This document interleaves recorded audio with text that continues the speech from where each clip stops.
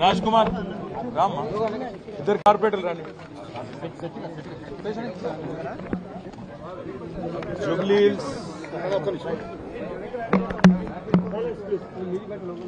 Jubilee hills ఉప ఎన్నికల్లో మా పార్టీ అభ్యర్థి స్వర్గీయ మాగంటి గోపీనాథ్ గారి సతీమణి శ్రీమతి మాగంటి సునీత గోపీనాథ్ గారు పోటీ చేసి ఇంకా ఎన్నికల ఫలితాలు వచ్చి 24 గంటలు కూడా కాలేదు. సరే, ఎన్నికల్లో అధికార పార్టీ చేసిన అరాచకాలు,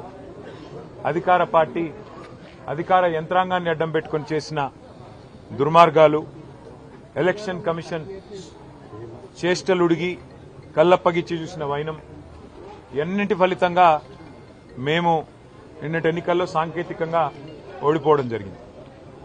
కానీ ఎన్నికల ఫలితాలు వచ్చి 24 గంటలు కాకముందే మా పార్టీ కార్యకర్తలు, నాయకుల మీద ఇవాళ గూండాయిజానికి, రౌడీయిజానికి కాంగ్రెస్ పార్టీ ఏదైతే దిగజారుడు రాజకీయాలు చేస్తుందో, నేను ఒకటే చెప్తా ఉన్నా.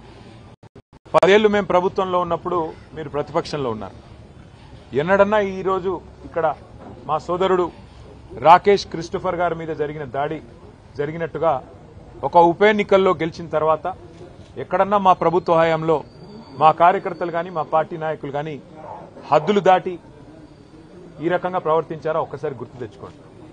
ఒకవేళ మేము కూడా ఆనాడు 7 ఉప ఎన్నికల్లో, 2 కార్పొరేషన్ ఎన్నికల్లో, జిల్లా పరిషత్ ఎన్నికల్లో గెలిచిన తర్వాత విజయ గర్వంతో విర్రవీగి నిన్న మీ వాళ్ళు ప్రవర్తించినట్టుగా మా పార్టీ గుర్తైన కారు గుర్తుని ఏదో ఊరేగింపు చేస్తూ, అవహేళన చేస్తూ చిల్లరగా ప్రవర్తించుంటే ఇవాళ మీరెక్కడ ఉండేటోళ్ళో ఆలోచించుకోండి.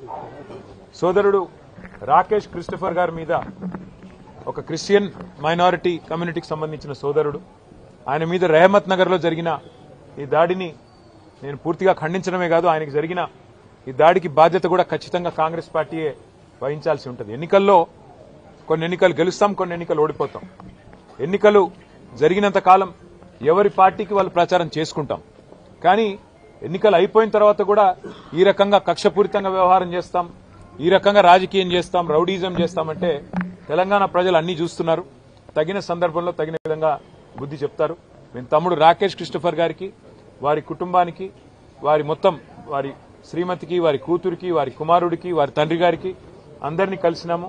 విష్ణువర్ధన్ రెడ్డి గారు, సునీత గారు, కౌశిక్ రెడ్డి గారు, అట్లాగే మా నాయకులందరం కూడా కలిసి, మా కార్పొరేటర్లు అందరం కూడా కలిసి ఆ కుటుంబానికి ధైర్యం చెప్పడానికి, ఎన్నికలు మా కుకట్పల్లి ఎమ్మెల్యే కృష్ణారావు గారు అందరం కూడా వచ్చి వారికి ధైర్యం చెప్పే ప్రయత్నం చేస్తా ఉన్నాం. అట్లాగే నేను ఇంకొక మాట కూడా ఇస్తా ఉన్నా, ఎన్నికల ముందు చెప్పాను, మళ్ళీ చెప్తా ఉన్నా. జూబ్లీహిల్స్ నియోజకవర్గంలో ఏ కార్యకర్తకి ఏం జరిగినా కంటికి రెప్పలాగా కాపాడుకునే బాధ్యత నాది, పార్టీది. వదిలిపెట్టే సమస్య లేదు.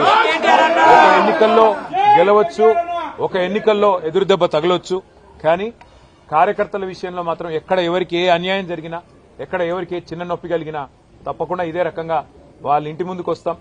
అర్ధగంటలో వస్తా అని చెప్పినా ఇలా వచ్చినాం. రేపు కూడా ఇట్లే ఉంటాం. మంగళవారం నాడు జూబ్లీహిల్స్ నియోజకవర్గ కార్యకర్తల సమావేశం కూడా ఏర్పాటు చేస్తా ఉన్నాం. ఆ రోజు మిగతా అన్ని విషయాలు కూడా డీటెయిల్డ్ గా మాట్లాడుకుందాం. కానీ ఖచ్చితంగా ఈ రోజు జరిగిన ఈ దాడికి కాంగ్రెస్ బాధ్యత తీసుకోవాలి. మరి కాంగ్రెస్ పార్టీగా ముఖ్యమంత్రి రేవంత్ రెడ్డి బాధ్యత తీసుకోవాలి. మీరు కనుక సంయమనంతో వ్యవహారం చేయకపోతే, విజయ గర్వంతో ఇట్లాగే విర్రవీగితే తప్పకుండా ప్రజలు బుద్ధి చెప్తారు, తప్పకుండా మేము కూడా బుద్ధి చెప్పాల్సిన పరిస్థితి వస్తుందని చెప్పి కూడా కాంగ్రెస్ నాయకులకు చెప్తూ, రాకేష్ క్రిస్టోఫర్ గాని అట్లాగే జూబ్లీహిల్స్ నియోజకవర్గంలో ఉన్న కష్టపడి పనిచేసిన కార్యకర్తలందరికీ శిరస్సు వంచి వారికి ధన్యవాదాలు. ఎందుకంటే గతంలో మాకు 80,000 ఓట్లు వస్తే ఇప్పుడు కూడా 75,000 ఓట్లు వచ్చినాయి. ఓట్లేం తగ్గలేదు, కేవలం 5,000.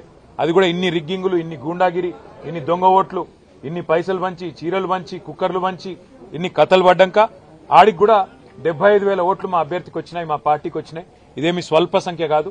తప్పకుండా తిరిగి మళ్ళీ భవిష్యత్తులో కొడతాం. జూబ్లీహిల్స్ లో మళ్ళీ గులాబీ జెండా ఎగరేస్తాం. Thank you. సరే, ఎవరిది అహంకారమో ఎవరిదేందో నిన్న వాళ్ళు విజయ గర్వంతో తీసిన ఊరేగింపులోనే కనబడ్డది. మేము ఎన్నో ఎన్నికలు గెలిచాం గతంలో. ఎప్పుడన్నా ఇంత అహంకారపూరితంగా ఒక పార్టీ గుర్తును అట్లా బజార్లో ఈడుస్తూ క్రేన్లు పట్టుకొని అంత చిల్లరగా ఎప్పుడన్నా ప్రవర్తించామా? గతంలో అట్లాంటి ఎన్నికల్లో కాంగ్రెస్ పార్టీకి డిపాజిట్లు కూడా రాలేదు. అట్లని చెప్పేసి కాంగ్రెస్ పార్టీ గుర్తునేమన్నా గాడిదనెక్కి చూరేగింపులు చేశామా? అహంకారం ఎవరిదో, ఆత్మవిశ్వాసం ఎవరిదో, భవిష్యత్ ఎవరిదో తప్పకుండా తెలంగాణ ప్రజలు నిర్ణయిస్తారు. ఒక ఎన్నికల్లో గెలుపుతోనే ఇంత మిడిసిపడితే, ఒక ఎన్నికల్లో గెలుపుతోనే ఇంత ఎగిరెగిరి పడితే, మరి గతంలో 10 ఏళ్ల పాటు అప్రతిహతంగా అన్ని ఎన్నికలు గెలిచిన మేము ఎట్లా ప్రవర్తించి ఉండాలో ఒకసారి ఆలోచించుకోమని కాంగ్రెస్ పార్టీకి నేను చెప్తాను. ప్రచారం టైంలోనే దాదాపు నవీన్